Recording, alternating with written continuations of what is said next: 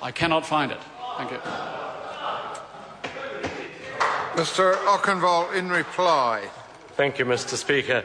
And I'm very grateful indeed for the support of all the parties that have spoken this evening. And I note the concern expressed principally by those who are of an academic bent.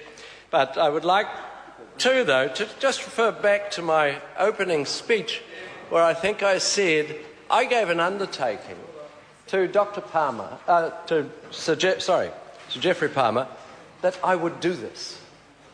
And I am fulfilling that obligation. So I don't... It was a tremendous occasion, but I can talk about that later on if you wish. But I don't resile from the appropriateness of bringing this bill before the House on Members' Day.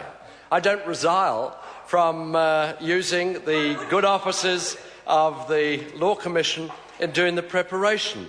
Not everything they do is perfect. Not everything they do has an untrammelled passage through this House.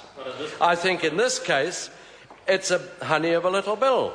I have been to Runnymede. I have involved myself in reading the history, and I think it is a very appropriate bill to bring forward because it will work and it's of interest to the common people. It would be of interest to me on a technical point, having listened to Charles Chauvel saying that they made provision to process revised bills. I'd like to know how many they actually processed. He didn't say and declined to say. So it would be interesting though. But I was grateful to Andrew Little for his contribution. I respect his legal experience and his acknowledgement that practices that use habeas corpus as a device for delay or devious purposes need to be addressed. This bill, joke about it if you will, but this bill has a serious aspect to it.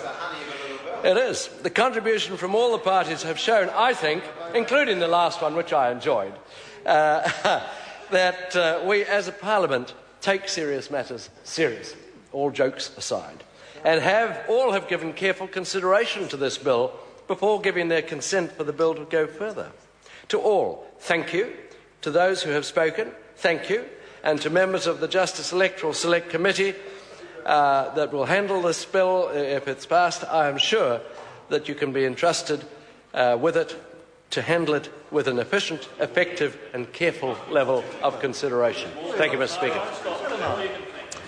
The question is that the motion be agreed to. Those of that opinion will say aye. Contrary, no. The ayes have it. Habeas Corpus Amendment Bill, first reading.